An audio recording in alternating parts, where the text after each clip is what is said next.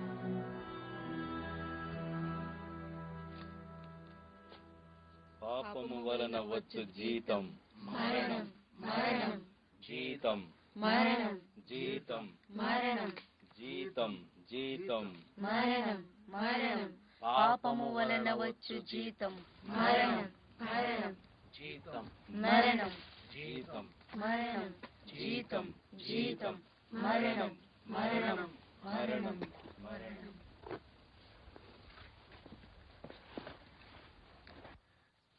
ఓ దేవా, నేను రక్షింపబడాలంటే ఏం చేయాలి? పాపము వలన వచ్చు జీతం మరణం మరణం జీతం మరణం జీతం మరణం జీతం జీతం మరణం మరణం పాపము వలన వచ్చు జీతం మరణం మరణం పాపాత్ములకు మరణం ఖాయం మరణం ఖాయం పాపము వలన వచ్చు జీతం మరణం మరణం పాపాత్ములకు మరణం ఖాయం మరణం ఖాయం పాపము వలన వచ్చు జీతం మరణం మరణం మరణం మరణం మరణం. అతని వీపుపై ఉన్న పాపపు మూటెంతో భారంగాను కష్టంగానూ ఉంది. యాత్రికుడు నాశనపురాన్ని విడిచి మోక్షరాజ్యాన్ని వెతుక్కుంటూ సాగిపోతున్నాడు. తన ప్రయాణంలో ఎన్ని ఆటంకాలు వచ్చినా, చివరికి ప్రాణాపాయం సంభవించినా సరే అన్నిటినీ ఎదుర్కోవటానికి సిద్ధపడ్డాడు.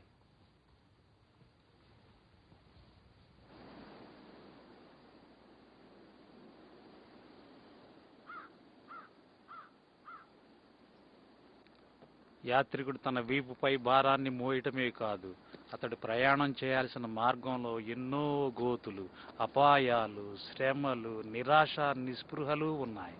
వీటికి తోడు తన మనస్సే తనకు బద్ధ శత్రువులా ఉంది. నిజానికి వీటన్నిటికీ కారణం అదే.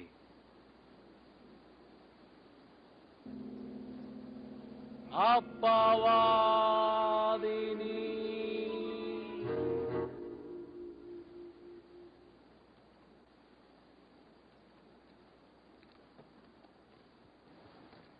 యాత్రికుడు తన వీపు మీద పాపభారం మోస్తున్నప్పటికీ ఒక గ్రంథాన్ని తన చేతిలో పట్టుకున్నాడు. అది జీవగ్రంథం అనబడే బైబిల్. ఆ బైబిల్లోని మాటలే యాత్రికుణ్ణి నాశనపురాన్ని విడిచిపెట్టేలా చేశాయి.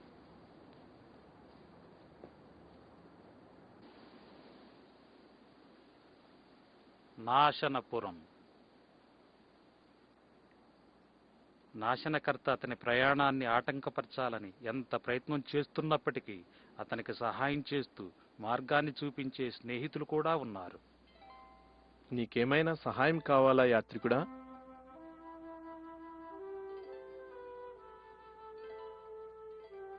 నేను నిన్ను గమనిస్తున్నాను. చాలా శ్రమల్లో ఉన్నట్లున్నావు. అవును, శ్రమల్లోనే ఉన్నాను.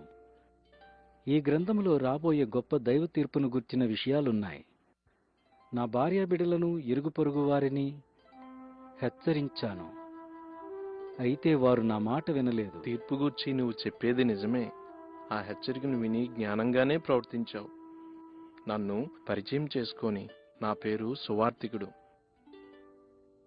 సువార్తికుడా, మీరు తప్పక సహాయం చెయ్యాలి. దైవ తీర్పు ఎదుర్కోవటానికి సిద్ధంగా లేను. అందువల్లే నాశనపురాన్ని విడిచి వచ్చేశా. నీవెందుకిక్కడున్నావు? ఎక్కడికెళ్లాలో నాకు తెలియడం లేదు.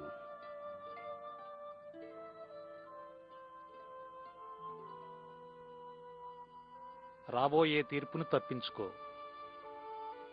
ఎంత దయగలవారు! దైవ తీర్పుని ఎలా తప్పించుకోగలను? తాళపు చెవి. ఇది వాగ్దానం అనే తాళపు చెవి.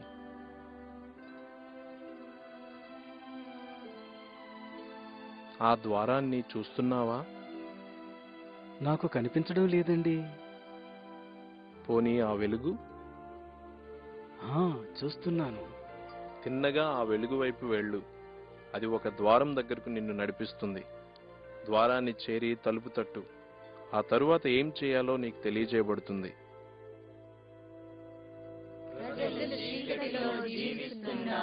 చీకటిలో చీకటిలో గొప్ప వెలుగును చూశారు. గొప్ప వెలుగు, గొప్ప వెలుగు. మరణపు ఛాయలో, మరణపు ఛాయలో ఒక వెలుగు ఉదయించింది. ఒక వెలుగు ఉదయించింది. ఒక వెలుగు ఉదయించింది.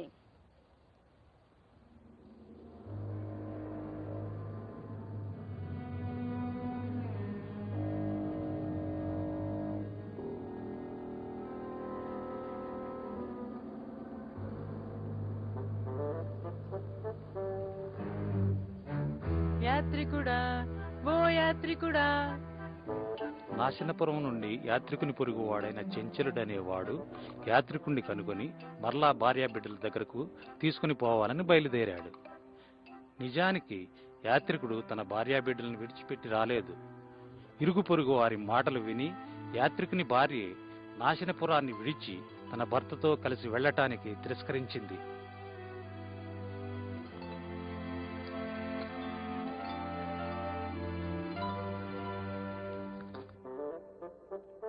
యాత్రికుడా, ఓ యాత్రికుడా.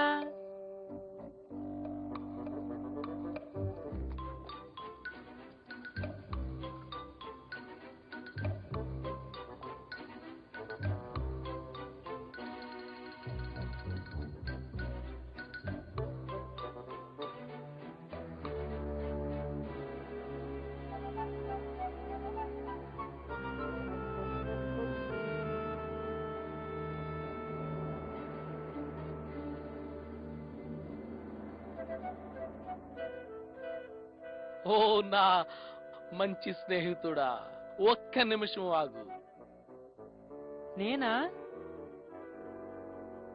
సహాయం కావాలండి? ఓ, నేను పరిచయం చేసుకోలేదు కదూ. నా పేరు మూర్ఖుడు. నా పేరు చంచలుడు. చంచలుడు? చంచలుడా? అవును, అవును. మంచి కుటుంబం అయ్యా మీది. నాకు తెలుసు, మంచి కుటుంబం. నేను యాత్రికుణ్ణి కలుసుకోవాలని ప్రయత్నిస్తున్నాను. యాత్రికుడు? యాత్రికుడా? నేనెప్పుడు ఆ పేరు విన్నట్టు లేదే. ఈ రోజు ఉదయమే వెళ్ళిపోయాడు. ఆయన భార్యను, పిల్లల్ని, స్నేహితుల్ని విడిచిపోయాడు. పాపం పాపం, ఎంత బాధ. మంచి మంచి మనుషులందరూ ఇలాగే పాడైపోతున్నారు కదా. అవునవునవునవునవును, మహా బాధ. సహాయం చేయగలరా? యాత్రికుణ్ణి తన భార్య బిడ్డల దగ్గరకు తీసుకెళ్ళాలి. మళ్ళీ అతను మంచిగా మార్చాలంటావా? బహుశా నేను సహాయం చేయగలను అనుకో. సహాయం చేయడం నాకు వెన్నతో పెట్టిన విద్య. తప్పకుండా తప్పకుండా. అలాగే అలాగే అలాగే.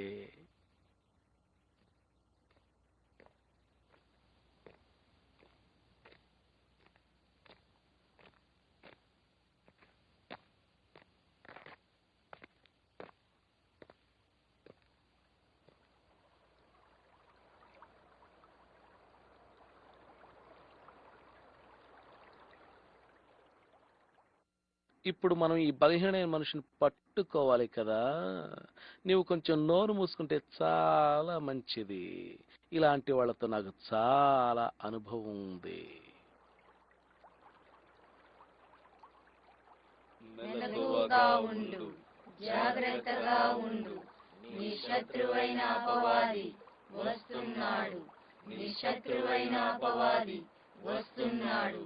నీ శత్రువైన అపవాది వస్తున్నాడు. ఇక్కడున్నావా యాత్రికుడా? నీకోసమే వచ్చాను. నీకు ముందే చెప్పాను నన్ను మాట్లాడనీయమని. అలాగే మూర్ఖుడు గారు. సరే సరే, అలాగేనండి, అలాగే. వావ్ వావ్, ఎంత అద్భుతం. నీవు యాత్రికుడు కదా. యాత్రికుడు. అవును, యాత్రికులు చాలా మంచివారు.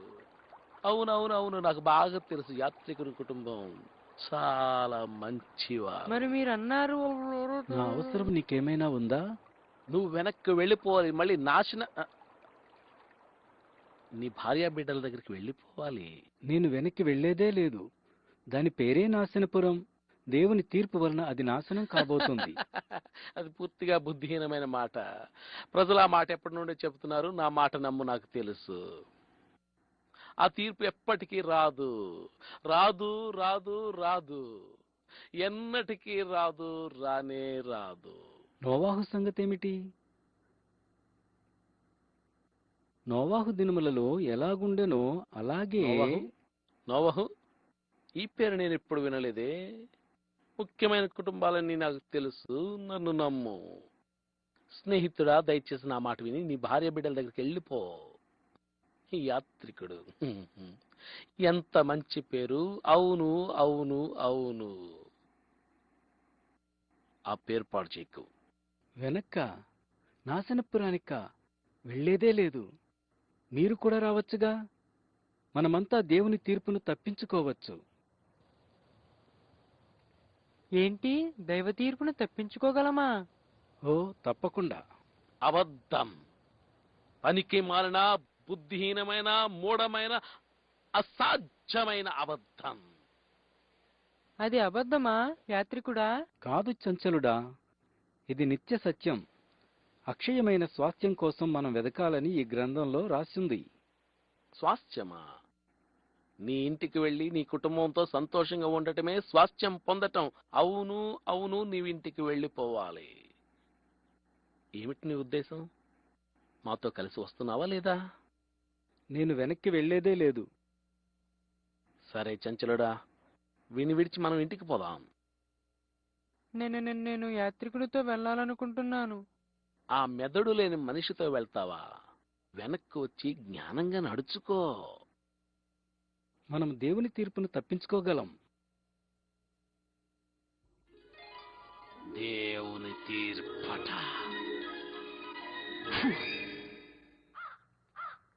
మనుషులొక్కసారే మృతి పొందవలనని నియమింపబడెను. ఆ తరువాత తీర్పు జరుగును. నీ దగ్గరున్న గ్రంథంలోని మాటలు సత్యమని నువ్వు నమ్ముతున్నావా యాత్రికుడా? ఆ గ్రంథములో రాయబడినట్లు నిత్యజీవ నిరీక్షణార్థం అనాది కాలములో సత్యదేవుడు వాగ్దానం చేశాడు. ఆ గ్రంథం ఇంకా ఏ విషయాల గురించి చెప్తుంది యాత్రికుడా? శాశ్వత రక్షణ వాగ్దానం చేయబడింది. నీతి కిరీటాన్ని పొందుతాం. ఇక దుఃఖం కన్నీరు ఉండవక్కడ. మన కన్నీళ్లన్నీ ఆ పరలోక రారాజే పూర్తిగా తుడిచివేస్తాడు.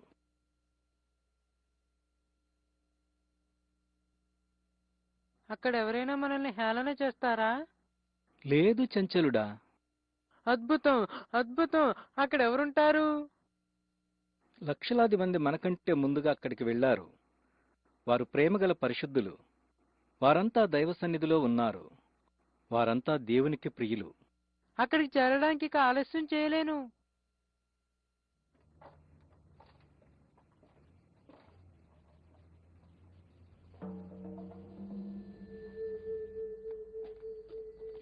హే, వాళ్ళని చూడండి.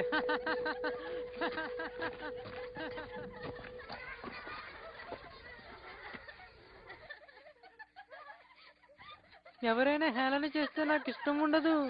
బాధపడకు చంచలుడా, వాళ్ళ అంధకార సంబంధులు.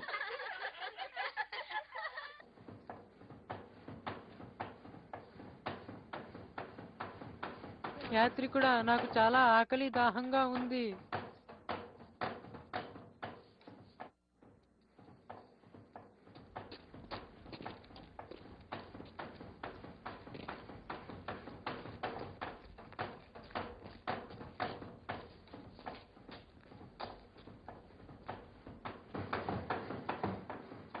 ఏమండి, మంచినీళ్ళు కొంచెం ఇస్తారా?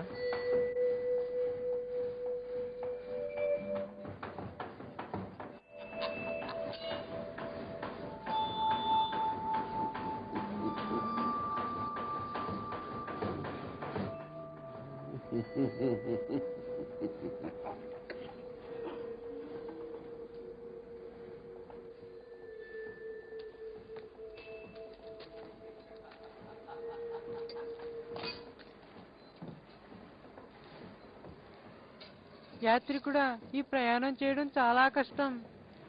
బైబిల్ అది సులువని చెప్పలేదు. అద్భుతమైన గమ్యాన్ని వాగ్దానం చేసింది.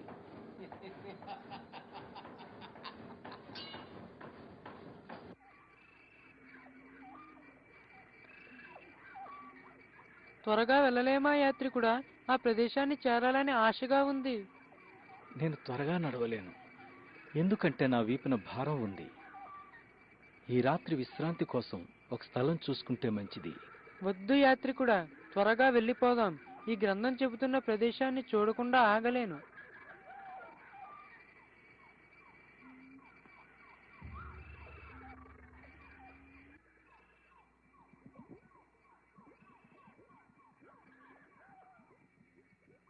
ఈ విధంగా చెంచలుడు తన మూర్ఖపు ఆతృత వల్ల బయటకు కనబడని నిరాశా ఊబిని, అపరాధపు బురద గుమ్మిని గమనించలేదు.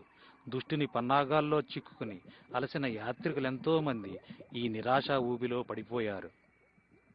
మనిద్దరికీ ఈ దారి కొత్తది. చీకట్లో మనం జాగ్రత్తగా నడవాలి.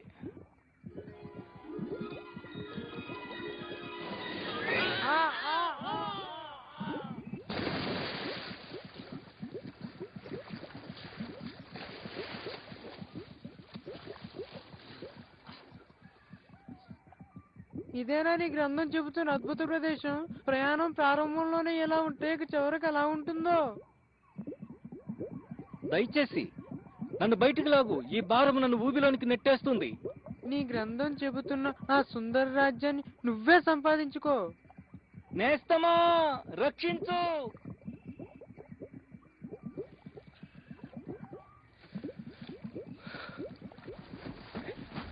నా పేరు సహాయకుడు. నీ కేకలు విన్నాను. వందనాలండి, వందనాలు. సువార్తికుడనే వ్యక్తి నన్ను కలిసి ఈ దారి గుండా వెళ్ళమన్నాడు. కానీ ఇలా చీకటిలో నీవు ఒక్కడవే వెళ్ళకూడదు. మనుషులు చెడుతనమనే నాచుతోనూ మురికితోనూ నిరాశ ఊబి నిండిపోయింది. పాపం చేసిన వారు తమ ఘోరస్థితిని తెలుసుకున్న తరువాత భయ సందేహాలతో ఈ ఘోరమైన ఊబిలో తరచుగా పడిపోతుంటారు. అలాంటి వారిని మీరు కాపాడతారా? సహాయాన్ని వారు కోరుకుంటే పాపం ఎక్కడ విస్తరించినో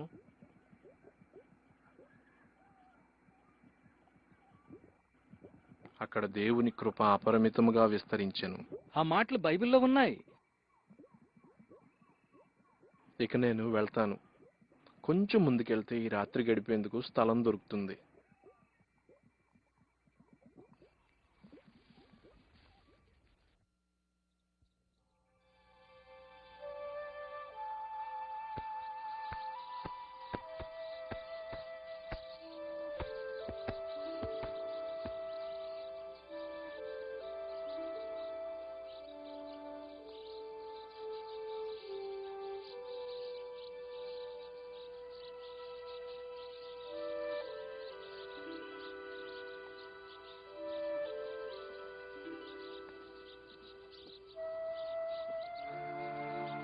యాత్రికుని ఆత్మకు వ్యతిరేకంగా శత్రువైన సాతాను శోధనలు ఎక్కువ చేసినప్పటికీ ఈ ప్రయాణికుడు తన మార్గంలో సాగిపోతూనే ఉన్నాడు.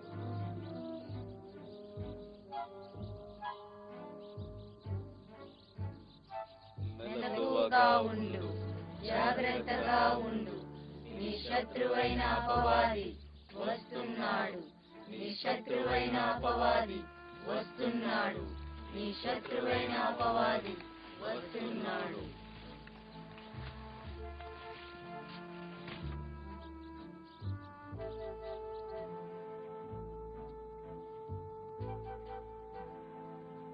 లోకజ్ఞాని. ఇదిగో బాబు, దాహంతో ఉన్నట్టున్నావు. నీకు ఆకలేస్తున్నట్టుంది. నా ఇంటికి రా, నువ్వు తినడానికి ఏదైనా ఏర్పాటు చేస్తాను. ఏదో కొంచెం ఆహారం, పానీయం. అవును అవును అవును, చెప్పడం మర్చిపోయానే. నా పేరు జ్ఞాని, లోక జ్ఞాని. నా పేరు యాత్రికుడు. యాత్రికుడు? యాత్రికుడా? అవును అవునవునవును, బాగా తెలిసిన పేరులాగుంది. అద్భుతం అద్భుతం. యాత్రికులు మంచివారు, చాలా మంచివారు నిజంగా.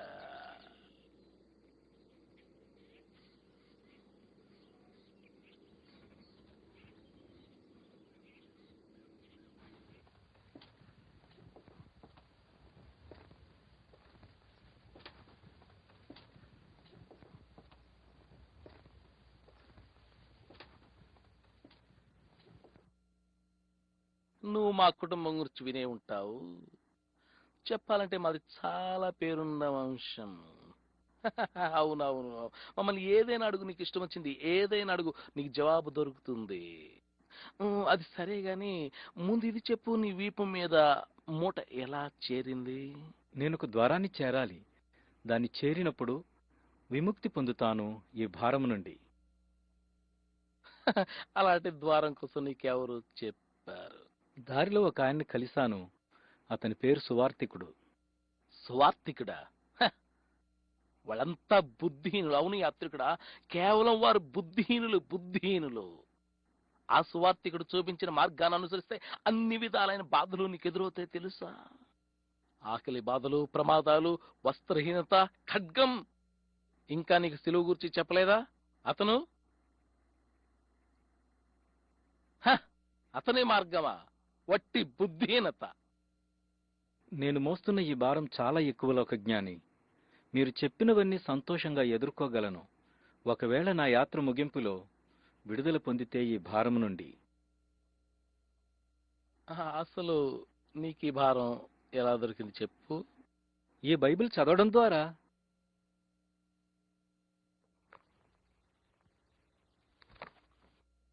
నీకు ఈ విషయం తప్పక చెప్పాలి. ఏదో ఒక రోజు గొప్ప స్నేహితుగా నన్ను పిలుస్తావు. నేనే గాని ఈ గ్రంథాన్ని నా మట్టిలోకి విసిరేస్తే. నేను వెళ్తాను. ఆగు, నువ్వేం తినలేదుగా. ఏ దద్దమ్మ, ఆ భోజనం తీసుకురా.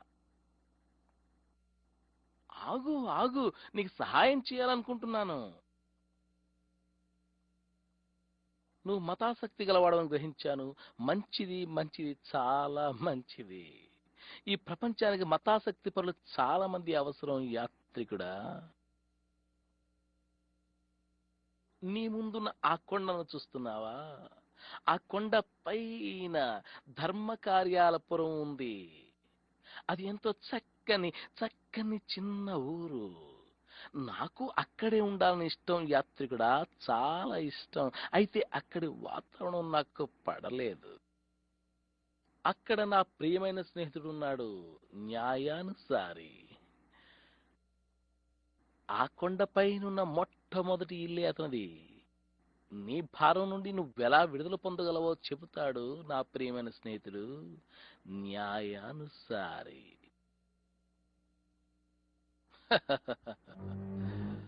అవును.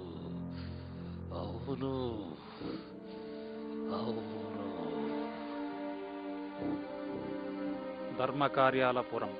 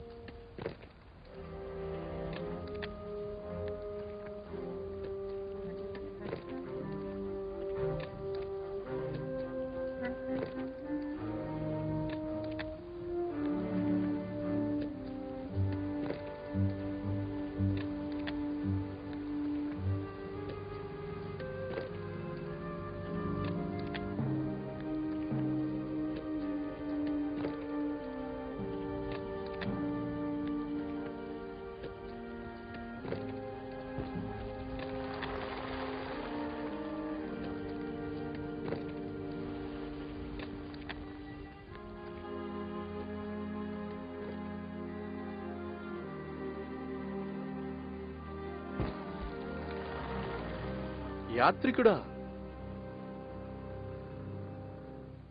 ఇక్కడ నువ్వేం చేస్తున్నావు? అసలైన మార్గం నుండి నీవింత త్వరగా ఎలా తప్పిపోయావు? ఒక పెద్ద మనిషి నన్ను కలిసి ఈ భారాన్ని తొలగించుకునే విధానం తెలియచేశాడు. నువ్వు ఆ గ్రంథములోని మాటలు చదివావు కదా? ఆ వాక్యము సజీవమై బలము కలదై రెండంచులు గల ఎటువంటి ఖడ్గము కంటే వాడిగలది. ఇంత గొప్ప రక్షణను నిర్లక్ష్యం చేస్తే నువ్వెలా తప్పించుకోగలవు? పాపం చేశాను. అవిశ్వాసివి కావద్దు యాత్రికుడా. నాశనానికి దారితీసే విశాల మార్గంలో నడిచేవారిలా జ్ఞాపకముంచుకో, నీతిమంతుడు విశ్వాసం మూలంగా జీవిస్తాడు. లోకజ్ఞాని నీ మీద శాశ్వతమైన తీర్పును రప్పించడానికి ప్రయత్నం చేశాడు. మొదటిగా వాడు నిన్ను సత్యం, జీవం, మార్గము అయిన యేసుక్రీస్తు త్రోవల్లో నుండి తప్పించాడు. రెండవదిగా సిలువ మార్గాన్ని నీవు వ్యతిరేకించేలా చేయడానికి ప్రయత్నం చేశాడు. యాత్రికుడా, సిలువను గూర్చిన వార్త నశించుచున్న వారికి వెర్రితనముగా ఉన్నది గాని, నాశనాన్ని తప్పించుకునే వారికి సిలువను గూర్చిన వార్త రక్షణ కలిగించే దేవుని శక్తి అయి ఉన్నది. నాకింకా ఏమన్నా అవకాశం ఉందా? మీరు చెప్పిన ఆ ద్వారాన్ని నేను కనుక్కోగలనా? తప్పకుండా నీవు దాన్ని కనుక్కోగలవు యాత్రికుడా. నరకాగ్ని నుండి తప్పించుకోగలవు. నీవే కాదు, ఈ గ్రంథంలోని విషయాలు గైకొనిన వారెవరైనా తప్పించుకోగలరు.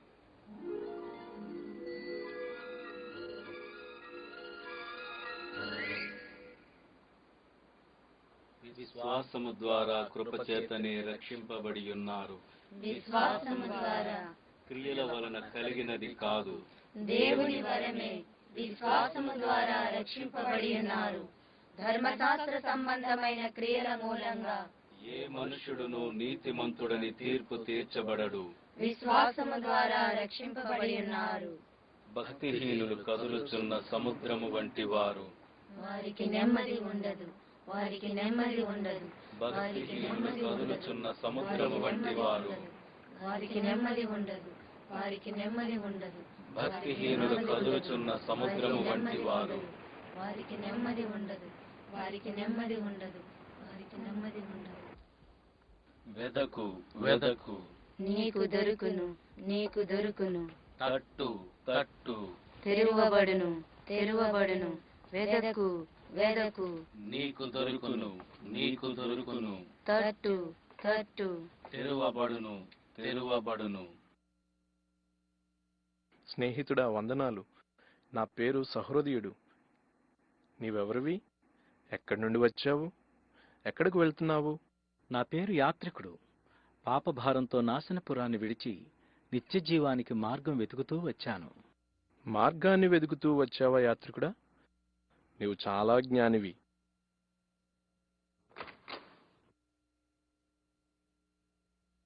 రా, నీకు చూపిస్తాను.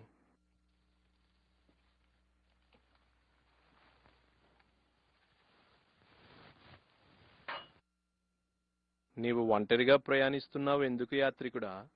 రాబోయే తీర్పు గూర్చి హెచ్చరించినప్పుడు ఎవరూ నా మాట వినలేదు. నా కుటుంబం, ఇరుగు పొరుగువారు, స్నేహితులు నన్ను హేళన చేశారు. అదంతే, ఈ లోకంలో తరచుగా అలా జరుగుతుంది. సహృదయుడా, దయచేసి నా వీపు మీదున్న ఈ భారాన్ని తొలగించి నాకు సహాయం చేయగలవా? జవాబు ఆ గ్రంథంలోనే ఉంది. ఈ దారిలోనే కొంచెం ముందుకెళ్తే ఉపదేశకుని ఇల్లు కనిపిస్తుంది. అతని దగ్గరికెళ్ళు, నీకు సహాయం చేస్తాడు. వందనాలండి, వందనాలు. విశాల మార్గం, నాశనానికి నడిపిస్తుంది. ఇరుకు మార్గం, జీవమునకు దారి చూపిస్తుంది. విశాల మార్గం, నాశనానికే, నాశనానికే. ఇరుకు మార్గం, జీవమునకే, జీవమునకే. విశాల మార్గం. నాశనానికే, నాశనానికే.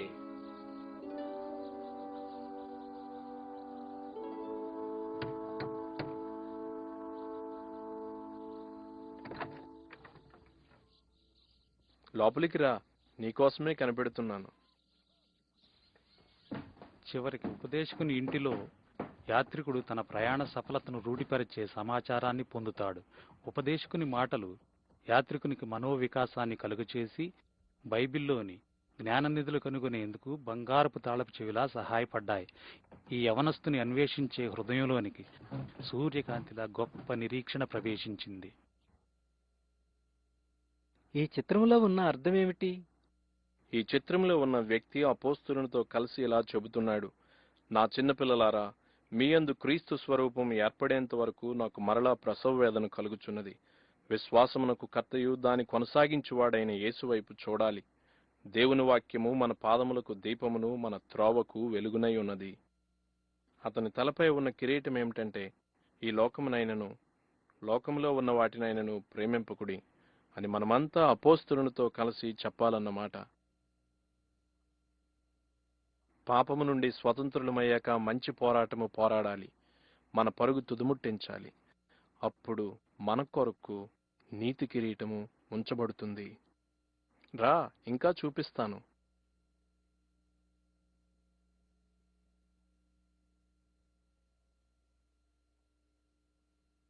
ఆ భారం గూర్చి ఆలోచిస్తున్నావు కదూ? నిజమే ఉపదేశకుడా, అదే నా ఆలోచన. ఈ నేల రక్షించే దేవుని శక్తితో కూడిన సువార్త శక్తిని అనుభవించక ముందుండే మానవ హృదయానికి సూచన. ఈ ధూళి ప్రతి హృదయంలో ఉండు పాపము, చీపురు ధర్మశాస్త్రానికి లేదా పాపక్షమాపణ కొరకు చేసిన పుణ్యకార్యాలకు గుర్తు. ధర్మశాస్త్ర క్రియల మూలంగా ఏ మనుష్యుడు నీతిమంతుడిగా తీర్చబడలేడు. కేవలం సువార్త శక్తి మాత్రమే పాపాలను తొలగించగలదు. ఎవడైనను క్రీస్తునందున్న ఎడల అతడు నూతన సృష్టి. పాతవి గతించెను, క్రొత్తవి ప్రవేశించెను. కాదు,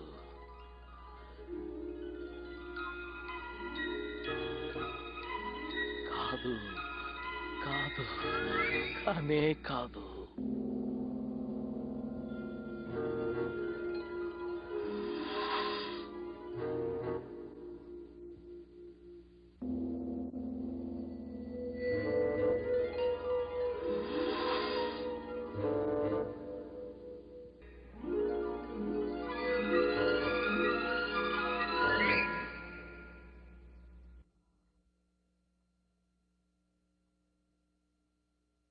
అవును, ఉపదేశకుడు మార్గాన్ని చూపించాడు.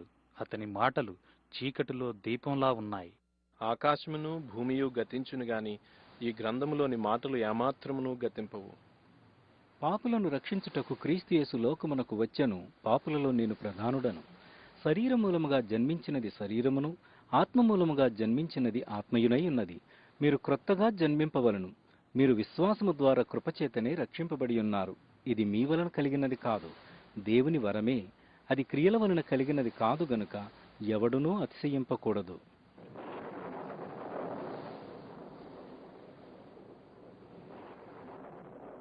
మీరు మన ప్రభువైన యేసుక్రీస్తు కృపను ఎరుగుదురు గదా. ఆయన ధనవంతుడై యుండియు మీరు తన దారిద్ర్యం వలన ధనవంతులు కావాలని మీ నిమిత్తము దరిద్రుడాయను. కాబట్టి యాత్రికుడా, తన దారిద్ర్యం వలన నీవు ధనవంతుడు కావాలి. కాబట్టి తన దారిద్ర్యము వలన నీవు ధనవంతుడవు కావాలి. కాబట్టి తన దారిద్ర్యము వలన నీవు ధనవంతుడవు కావాలి. కాబట్టి తన దారిద్ర్యము వలన నీవు ధనవంతుడవు కావాలి.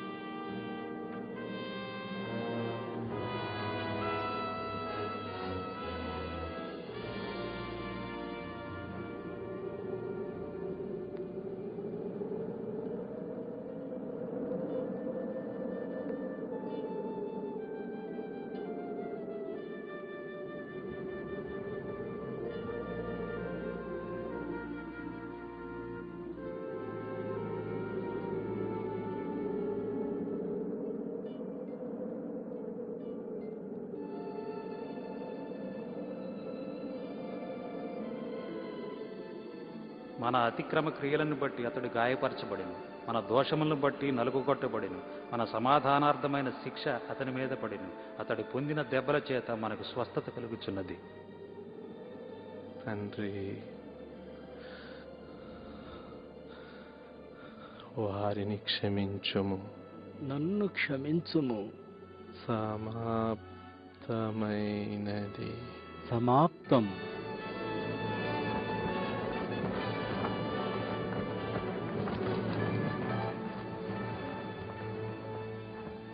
ఈ సువార్త వలననే మీరు రక్షణ పొందితిరి. లేఖనముల ప్రకారము క్రీస్తు మన పాపముల నిమిత్తము మృతి పొందెను, సమాధి చేయబడిను. లేఖనముల ప్రకారము 3వ దినమున లేపబడిను. ఈ గ్రంథములోని మాటలు ఎన్నటికీ గతించవు. ఇక నుండి నీ పేరు యాత్రికుడు కాదు, ఇప్పుడు నీ పేరు క్రైస్తవుడు.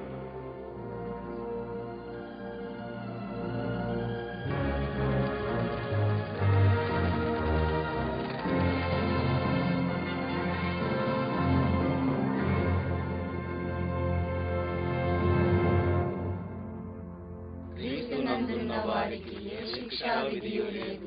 క్రీస్తు యేసునందు జీవమునిచ్చు ఆత్మ యొక్క నియమము పాప మరణముల నియమము నుండి మనలను విడిపించెను. ప్రయాణికుడు యాత్రికునిగా కాక ఇప్పుడు క్రైస్తవునిగా పరలోక పట్టణం వైపు స్థిరమైన అడుగులు వేస్తూ ముందుకు సాగుతున్నాడు. ఇదిగో సహోదరుడా, వందనాలు. నీతో రావచ్చా? నా పేరు విశ్వాసి. నేను ఈ మార్గంలోనే వెళ్తున్నాను. క్రైస్తవుడు విశ్వాసి సొంత అన్నదమ్ముల వలె ఉన్నారు. ఈ ఆత్మీయ బంధం ఎంతో ప్రత్యేకమైనది. విశ్వాస విషయంలో ఏకత్వం అనేది నమ్మిన వారందరినీ ఒకే కుటుంబ సభ్యులుగా చేస్తుంది. వారిద్దరూ కలిసి ప్రయాణం చేస్తూ తాము ఎదుర్కొన్న శ్రమలు, పొందిన ఆశీర్వాదాలను గూర్చి మాట్లాడుకుంటూ అనుభవాలను పంచుకున్నారు. వారిద్దరూ కలిసి నిరీక్షణతోనూ నమ్మకంతోనూ తమ ప్రయాణం కొనసాగించారు. మీరు ఏక ప్రేమ కలిగి ఏక భావము గలవారుగా ఉండి ఒక్కదాని అందే మనస్సుంచుడి. కక్ష చేతనైనను వృధాతిశయము చేతనైనను ఏమీయు చేయక వినయ మనస్సు గలవారై ఒకరినొకడు యోగ్యునిగా ఎంచుకొనుడి. మీలో ప్రతి వాడును తన సొంత కార్యములను మాత్రమే గాక ఇతరుల కార్యములను కూడా చూడవలెను. విశ్వాసి, నీవు కూడా నిరాశా ఊబిలో పడిపోయావా? అవును, కష్టాల కొండ దగ్గర దగాపురంలో మొదటి ఆదామును కలుసుకున్నాను. అతడు తన 3 కుమార్తెలను వివాహం చేసుకోమని కోరాడు. వారు అందంగా ఉన్నారు. వారిది లోకం చూసే అందం. వాళ్ళ పేర్లేమిటి? వారి పేర్ల శరీరాశ, నేత్రాశ, జీవపు డంబము. నీవు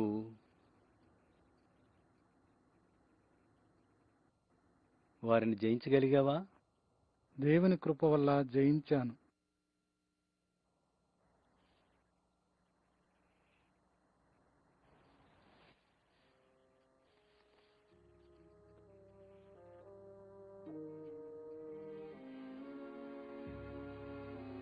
కీర్తనాకారుని మాటలు ఎంత సత్యమైనవి! వేటకాని గురిలో చిక్కుకోకుండా మనం జాగ్రత్త పడాలి.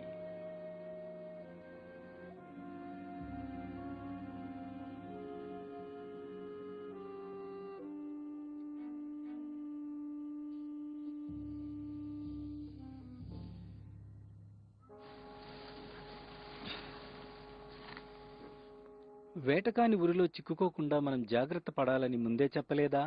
అవును, చెప్పావు. మనలో ఏ చెడు తలంపులు లేవు కదా. మరెందుకు సాతాను వల్ల పడ్డాం? మనం మంటివారము కదా. విను, వాక్యాన్ని నేను తప్పుగా చెప్పాను. ప్రభువుని గూర్చి ఇలాగ ఉంది: వేటకాని ఉరిలో నుండి ఆయన నిన్ను విడిపించును. విడిపిస్తాడా క్రైస్తవుడా దీని నుండి? అవును విశ్వాసి, ఆయన మనల్ని విడిపిస్తాడు. అది బైబిలులోని వాగ్దానం. తన వాగ్దానాలలో దేనిని ఆయన తప్పిపోడు. బలవంతుడైన నా శత్రువు చేతి నుండి ఆయన నన్ను విడిపిస్తాడు. లోకమును జయించిన విజయము మన విశ్వాసమే. ఇది గొప్ప విడుదల, సంతోషించి సంబరపడే సమయం. కానీ అప్పుడే ప్రక్కన ఉన్న కొండల్లో నుండి మాయసంత శబ్దాలు వస్తున్నాయి. మాయసంత. వెళ్ళండి, మీరు ఈ లోకంలో ఉన్న లోకానికి చెందరు.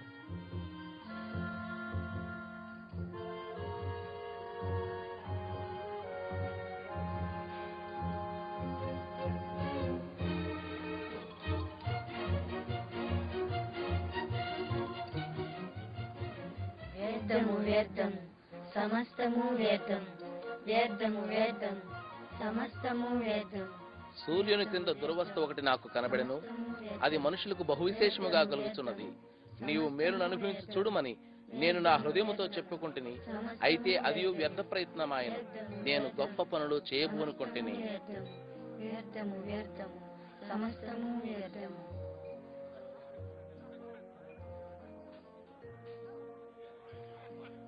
మాయసంత చాలా వరకు లోకంలానే ఉంటుంది. అక్కడి ప్రజలు పొల్లు నవ్వు కోసం, పనికిరాని వస్తువుల కోసం, తమకు తృప్తి కలిగించే వ్యర్థమైన వాటి కోసం చూస్తారు.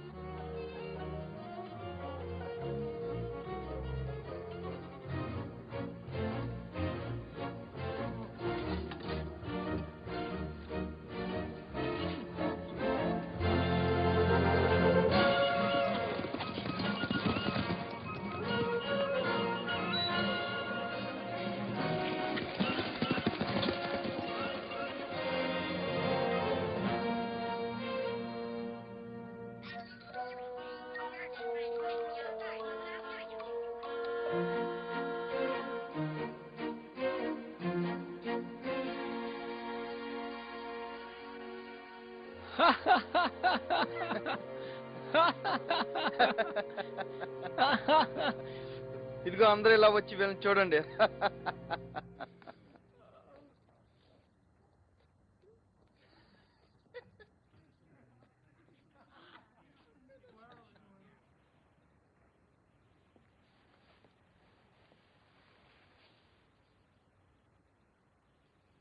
దైవాశీస్సులు.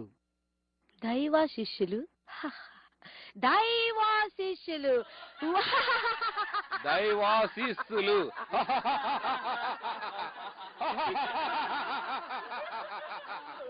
దైవ శిష్యులు.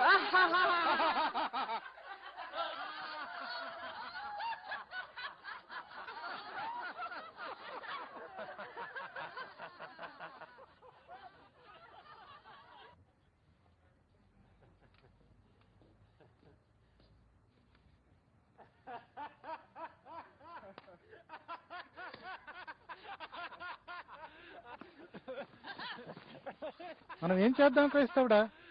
మనం ఊరుకుంటేనే మంచిది.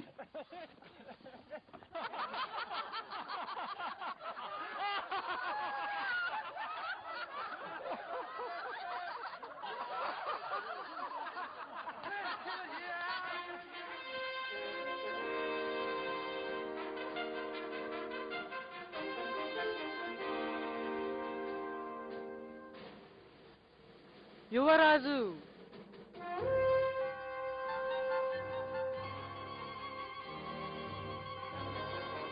మీరు వాటిని చేయించు వాయుమండల సంబంధమైన అధిపతిని అనుసరించి ఈ ప్రపంచ ధర్మము చొప్పున మునుపు నడుచుకుంటేది.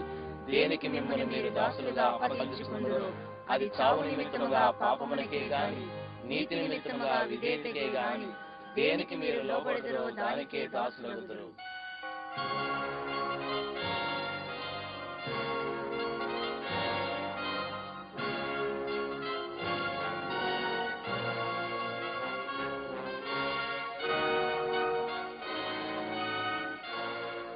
నిరీక్షకుడు అనే యువకుడు ఈ మాయసంతలోని సమస్తమైన దుష్టత్వానికి, శరీరేచ్ఛలకు దూరంగా జీవిస్తున్నాడు.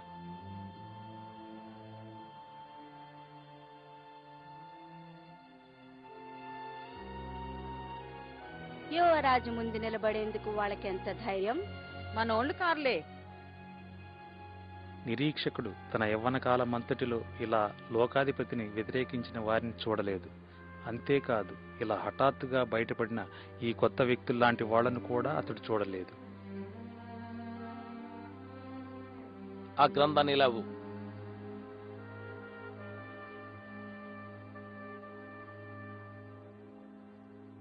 నా ముందు తల వంచకూడదని ఈ గ్రంథం మీకు ఆజ్ఞాపించిందా?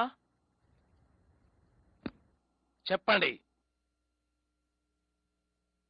అవునండి. ఆ గ్రంథాన్ని కాల్చేద్దామా? సరే సరే, వాళ్ళని కూడా బూడిద చేద్దాం. వాళ్ళని కాల్చేయాలి.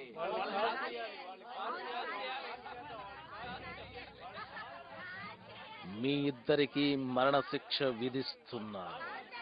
వాళ్ళని కాల్చేయాలి. ప్రయాణికులిద్దరినీ కాల్చివేయాలని దూరంగా ఉన్న ప్రజలు కేకలు పెడుతుంటే నిరీక్షకుని హృదయంలో ఒక వింతైన ఆశ మరియు ఆకలి కలిగాయి. నిజంగా ఏదైనా ఉత్తమమైన మార్గం ఉంటే దాన్ని కనుగొనటానికి ధైర్యం కలిగింది.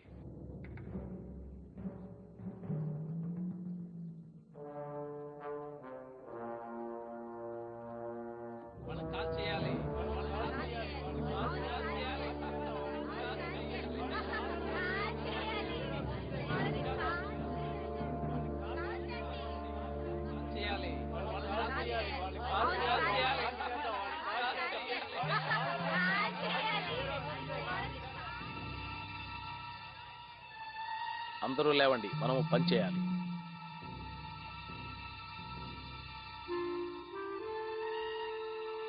మొదటి ప్రయాణికుడిని తీసుకురండి.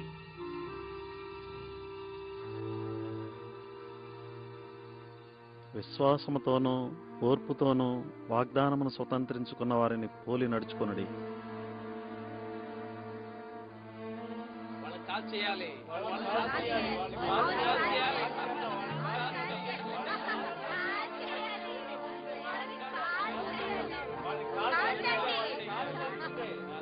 నేను మీతో సత్యమును చెప్పుచున్నాను, ఎవడైనను నా మాట విని నన్ను పంపిన వాని యందు విశ్వాసముంచిన ఎడల వాడు తీర్పులోనికి రాక నిత్య జీవంలోనికి వచ్చును.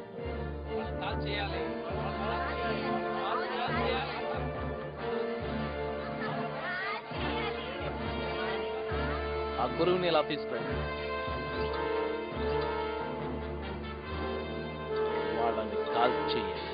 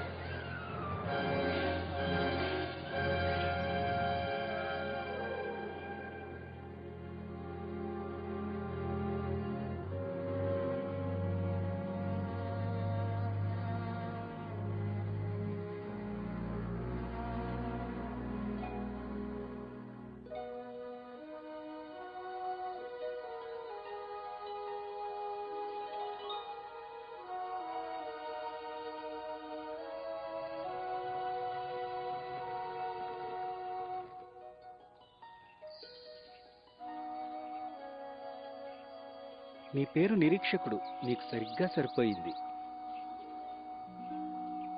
చాలా సంవత్సరాలుగా నా హృదయం అంతా అర్థం లేని నిరీక్షణతో నిండి ఉండేది. కానీ ఇప్పుడు పరిశుద్ధ గ్రంథం ద్వారా నిత్య జీవనం గూర్చిన వాగ్దానం నాకు కలిగింది.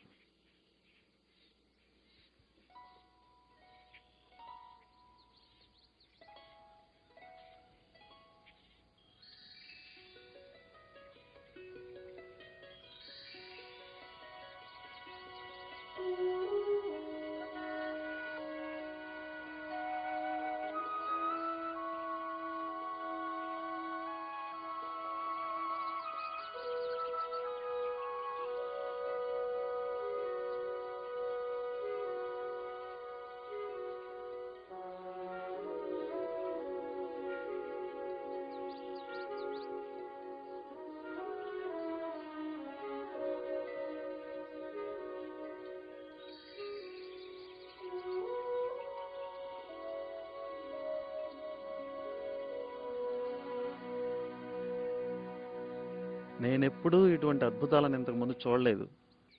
ఖచ్చితంగా మన శత్రువు ఈ ప్రదేశానికి రాలేడు. సరైన మార్గాన్ని వెతుకుతూ ప్రయాణికులిద్దరూ పచ్చిక మైదానం చేరినప్పుడు నిరీక్షకుడు పొరపాటున నిజ మార్గానికి బదులు అందంగా కనిపించిన మార్గాన్నే ఎంచుకున్నాడు. ఆగు, ఇలా చూడు, ఈ మార్గం ఎంత చక్కగా ఉందో. క్రైస్తవుడా, రా.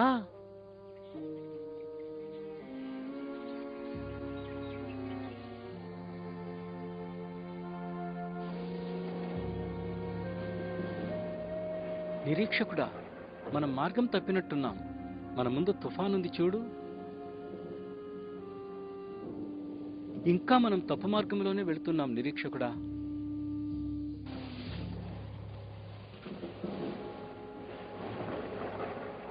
అదిగో గొర్రెల కాపరి గుడారం.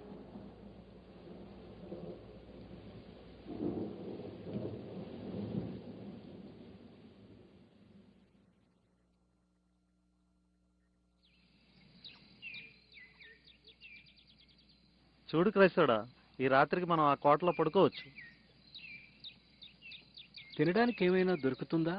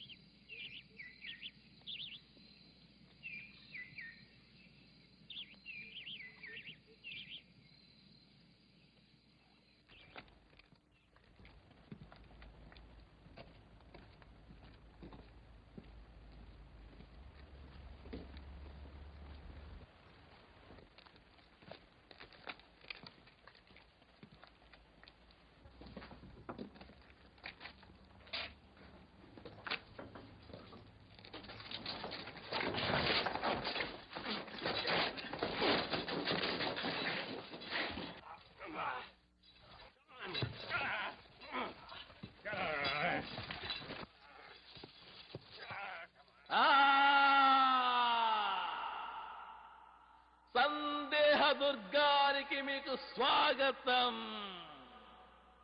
నేను మీకు ఆతిథ్యం ఇచ్చే నిరాశ రాక్షసుణ్ణి.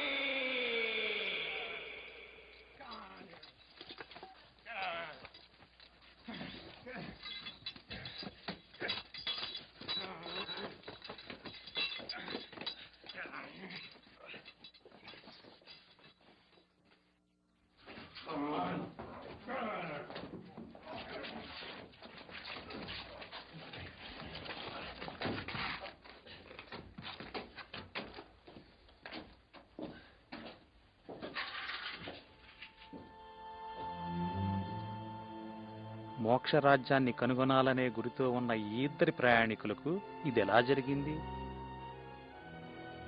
మనకేం జరుగుతుందో మన ఇద్దరి గతి కూడా ఇంతేనా? మీ హృదయమును కలవరపడనీయకుడి.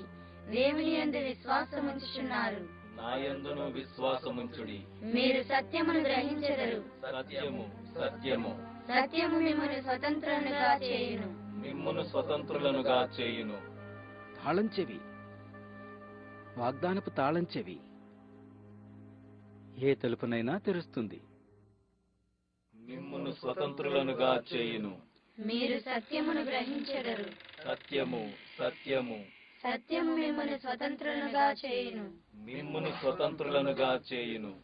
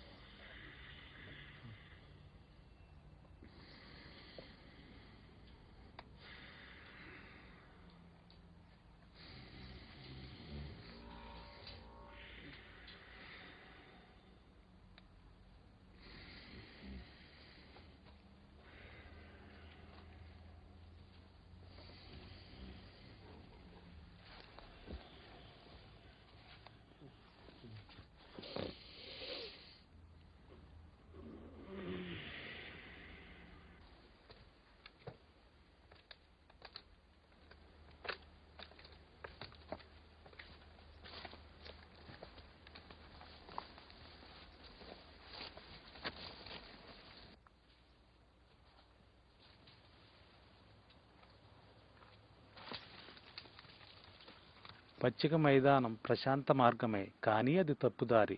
క్రైస్తవుడు నిరీక్షకుడు కొన్ని అడుగులు ముందుకు వెళితే వారికి నిజమైన మార్గం దొరికి ఉండేది. సందేహ దుర్గంలో బాధలు తప్పించుకునేవారు. వారి ప్రయాణపు చివరి మజిలీ ప్రారంభంలో ఉన్న అందమైన బాట వద్దకు ఇంకా కొంచెం ముందుగానే చేరి ఉండేవారు.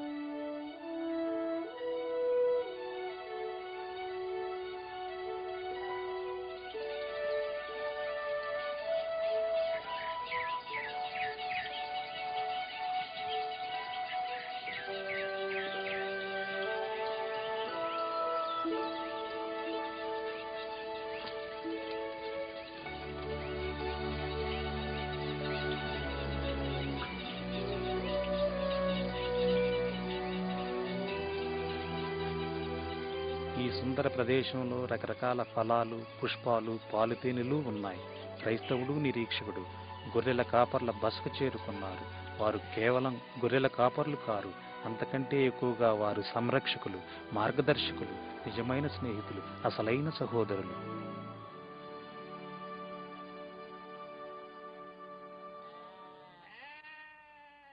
రండి, ఇది ఇమ్మానుయేలు దేశం. నా పేరు సుజ్ఞాని. నా పేరు మెలకువ. నా పేరు అనుభవజ్ఞుడు. నా పేరు యథార్థవంతుడు. నేను క్రైస్తవుడను. నా తోటి ప్రయాణికుడు నిరీక్షకుడు. ఇది ఇమ్మానుయేల్ దేశం గనుక మోక్షరాజ్యానికి సమీపిస్తున్నామన్నమాట. అవును, దగ్గరలోనే ఉన్నారు. మెలకువ వారికి చూపిద్దాం.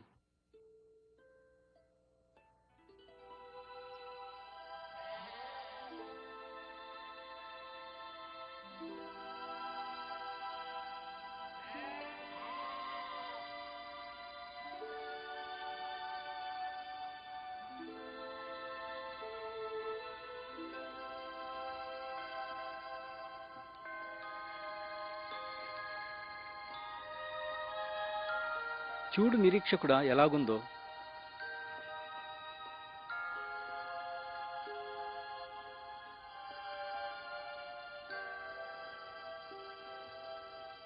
క్రైస్తవుడా రా, త్వరగా సాగిపోవాలి.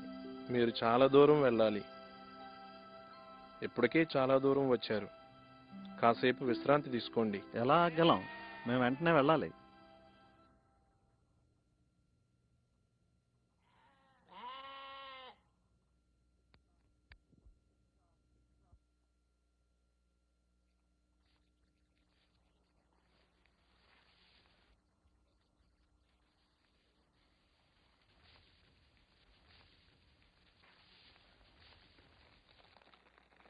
అటు పిమ్మట అపవాది చేత శోధింపబడుటకు యేసు ఆత్మ వలన అరణ్యములోనికి కొనిపోబడెను. నిరీక్షకుడా చూసావా, యేసుక్రీస్తు కూడా దుష్టునిచే శోధింపబడ్డాడు. ఎందుకంటే యేసు అరణ్యములో ఉన్నాడు కనుక. అయితే ఇది పెద్ద తోటలా ఉంది. ఇది ఇమ్మానుయేలు దేశం.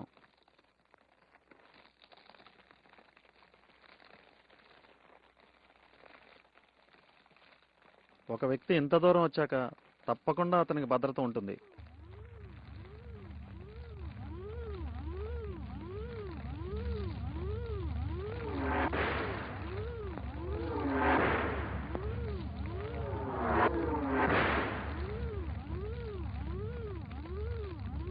విశ్వాసమును డాలు పట్టుకొనడి, విశ్వాసమును డాలు పట్టుకొనడి, విశ్వాసమును డాలు పట్టుకొనడి.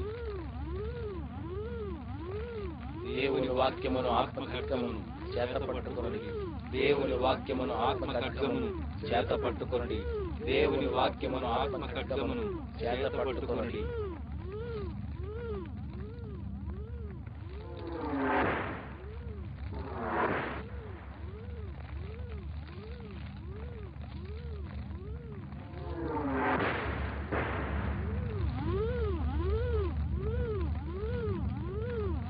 దేవునికే మహిమ.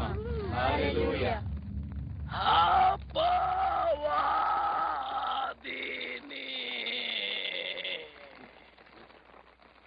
యుద్ధం చేసేది మీరు కాదు. క్రైస్తవుడు ఈ మాటను బైబిల్లో ఎన్నోసార్లు చదివాడు. యుద్ధం యెహోవాదే. యుద్ధం యెహోవాది అయినట్లే విజయం కూడా యెహోవాదే. ఈ విధంగా వారి ప్రయాణం ముగిసింది. క్రైస్తవుడు, నిరీక్షకుడు అని వీరిద్దరూ మోక్ష రాజ్యంలో ప్రవేశించే సమయం వచ్చింది.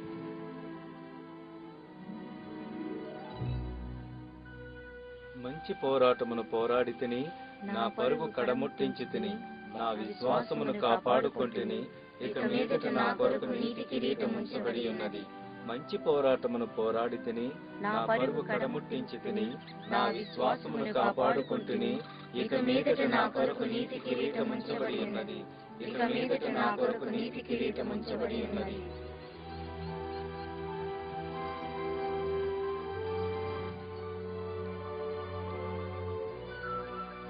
ఆకాశమును భూమియు గతించును గాని నా మాటలు ఏమాత్రమును గతింపవు.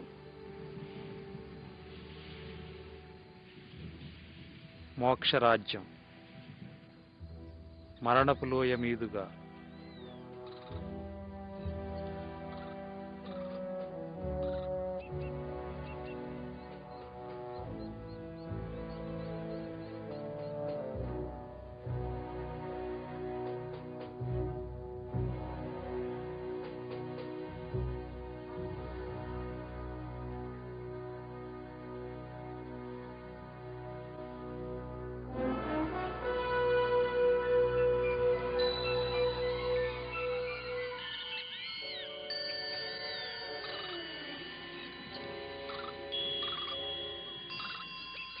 నా మాటలు ఏమాత్రమును గతింపవు. నా మాటలు ఏమాత్రమును గతింపవు. నా మాటలు ఏమాత్రమును గతింపవు. నా మాటలు ఏమాత్రమును గతింపవు. యెహోవా నా కాపరి, నాకు లేమి కలుగదు. గాఢాంధకారపు లోయలో నేను సంచరించినను ఏ అపాయమునకు భయపడను. నీవు నాకు తోడుగా ఉండువు. నీ దుడ్డు కర్రయు నీ దండమును నన్నాదరించును. ఏ అపాయమునకు భయపడను. నీవు నాకు తోడుగా ఉండువు. నీ దుడ్డు కర్రయు నీ దండమును నన్నాదరించును. నీ కృపాక్షేమములే నా వెంట వచ్చును. చిరకాలము యెహోవా మందిరములో నేను నివాసము చేసేదను.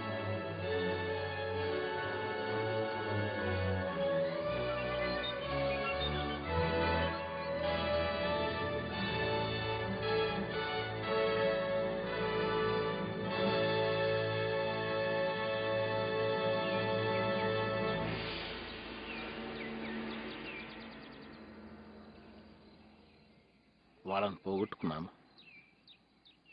వీరిలో చాలా మంది నా వారైనట్టు ఆ ఇద్దరు కూడా నాకు దక్కాల్సింది. అదిగో అక్కడున్నాడు నావాడే. ఆ ముగ్గురు, అక్కడ ఒకరు, అవును అక్కడ ఒకరు.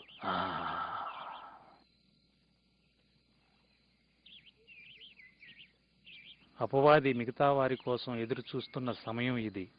ఎవరైతే బలహీనంగా ఉన్నారో, ఎవరినైతే గెలవాలనుకుంటున్నాడో, గెలుచుకుంటున్నాడో వారిని తన చేతిలో పెట్టుకున్నాడు.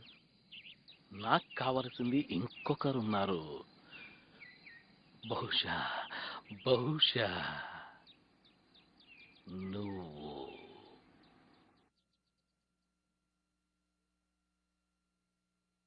మీరు పరదేశులను యాత్రికులనై ఉన్నారు కనుక ఆత్మకు విరోధంగా పోరాడు శరీరేచ్ఛలను విసర్జించడి. బైబిల్లో 1 పేతురు పత్రిక 2వ అధ్యాయం 11వ వచనం.